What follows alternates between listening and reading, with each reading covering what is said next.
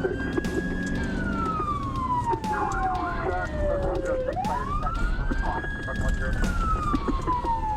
5, Engine 101.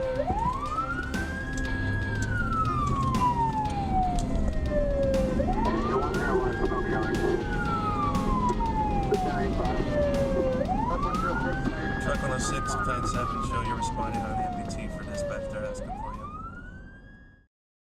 Welcome to Mastering Unified Command from Hometown to Homeland. My name is Anthony Castros. We're going to talk today about Unified Command and the Incident Command System. Now, the subtitle of this video is critical. From hometown to the homeland indicates that we need to be ready for incidents that happen right here at home, those large-scale incidents that require unified command. We also need to be ready for those large, headline-grabbing, national-level incidents that we dread and hope never happen in our jurisdictions.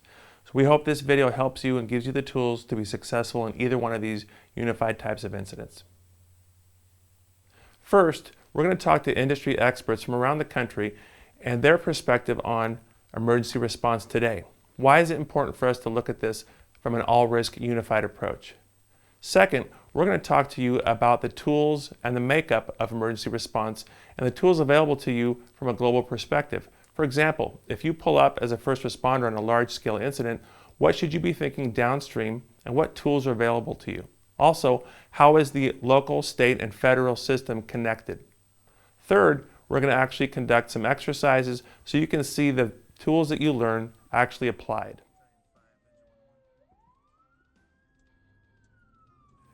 But first, let's talk about ICS and Unified Command and find out what our industry experts have to say about building relationships and being successful on these larger scale incidents.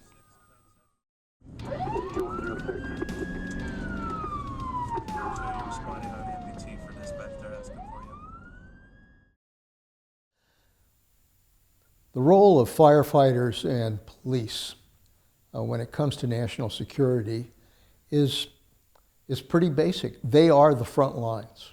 They're on the front lines when it comes to dealing with any kind of national security issue, when it comes to any kind of attack, when it comes to any kind of disaster. They're the ones who are going to be the first responders. It's critical that first responders be able to get there quickly, but also have a unified command. It's the difference between chaos and the ability to save lives.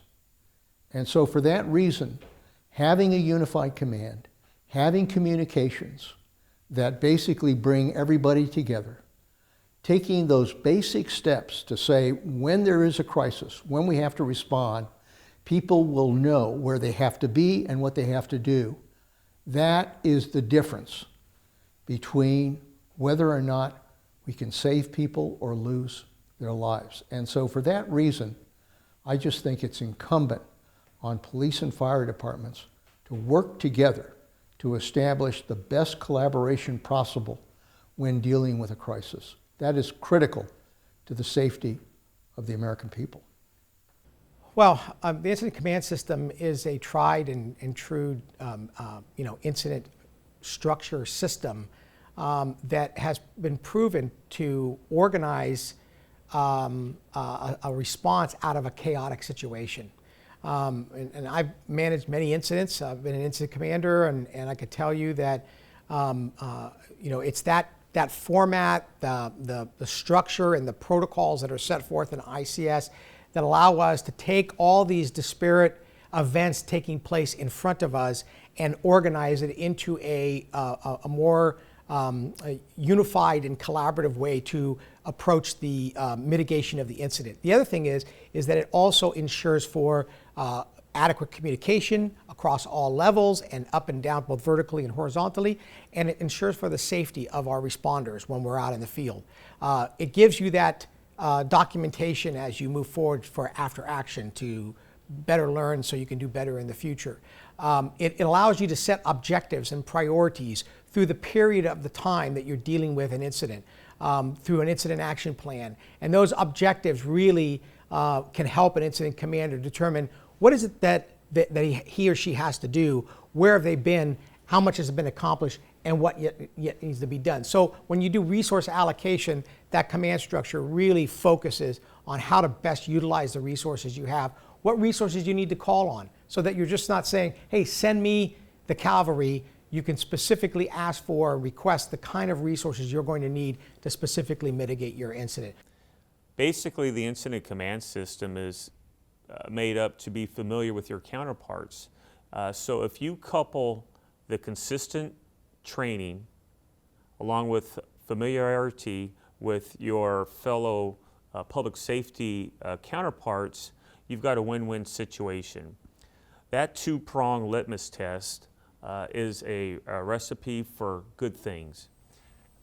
By understanding the tenets and principles of ICS, it gives us the common language we need to communicate well on an emergency.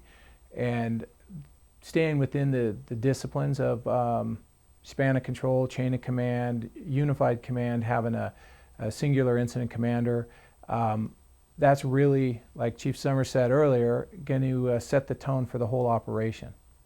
Fire and law enforcement arriving on incident, if they've already, prior to that, have worked together, trained together, exercised together, and have knowledge of one another, it'll make the whole operation be more successful. They'll have a better idea of each other's capabilities and knowledge, and will be very helpful in the success of that incident. During a crisis situation, people start to bifurcate and chip away, become very territorial, and that cannot work during an emergency. So what we've done here at Cal OES as part of my job along with Chief Zagaris is to ensure that we know the sheriffs, we know the police chiefs, and that our regional emergency management system is in place now during the training portion, and that mechanism easily translates to a crisis.